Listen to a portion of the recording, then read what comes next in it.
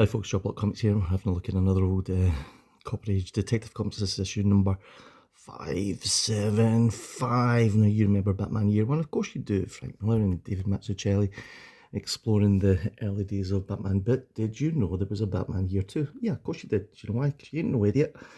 Did you know though that Alan Davis did the art coming off the run with Mike W. Barr?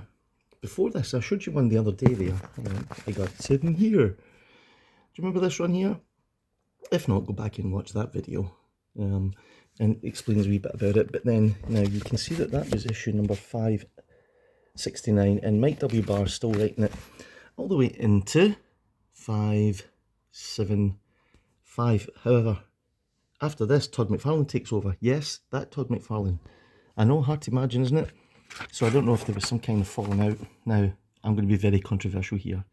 Listen, Alan Davis is a better artist than Todd McFarlane. There you go. Discuss in the comments. But look at that splash page now. Come on. Now I know that Todd McFarlane's fantastic and he created Spawn and then he walked away from Marvel and he created Image Comics and he's just the best sort of guy ever for doing that kind of thing. But come on, you can't tell me that anything that he has done on Batman isn't anywhere near as good as this. McFarlane, like Liefeld and like Larson, all have a style that is sort of explores the, I don't know, the more extreme side of superheroes, whereas Alan Davis draws characters and people and superheroes as if they exist in our world.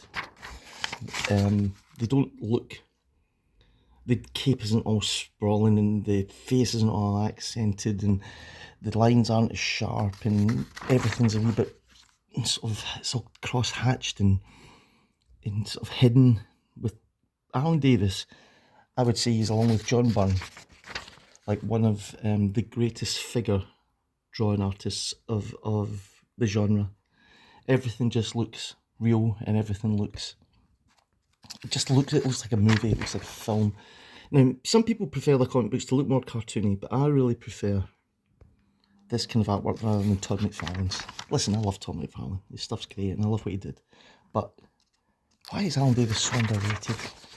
I mean, good lord, look at this. Talk about sequential storytelling. Oh, imagine opening up the cupboard door and that's hanging there. So this is Batman Year 2, so we're a year down the line and we've done the Frank Miller thing, and then the Reaper's here. You can't tell me that isn't Mask of the Phantasm. And yeah, it kind of follows on from there. So Batman is still kind of finding his feet. He's on an even keel with Jim at this point here. But there's a new villain in town. Now, I'm not really sure what the official story is. Why did Alan Davis not complete this 4-issue run? Was it scheduling or was it creative differences? I don't know. If I ever see him at a convention, I will, in fact, look at that. I mean, come on. Then I'll say to him, why did you not do that? And he'll probably say, I think I probably didn't. Either he didn't like the way things were going or he had too much work on. But it's so bizarre to have Alan Davis, who was at this point the regular artist on this run, and then it gets taken off him, or he leaves. And thankfully Todd McFarlane stands in. And the McFarlane covers are fantastic. Do you know what I'll do? I'll maybe see tomorrow, I'll maybe see if I can find, and wait to see this, let me see if I can find the one after this with Todd McFarlane doing the artwork. But look at that. What is going on? Bruce, are you mental? So yeah, interesting. You can Google it, I'll tell you this. Unless it comes straight from the horse's mouth, I don't know how much you should believe it, yeah. So there you go. There's an absolutely stunning issue of Detective Comics. Batman Year 1, Batman Year 2, Part 1. Not Batman Part 1, Year 2. So you find these kind of cheap.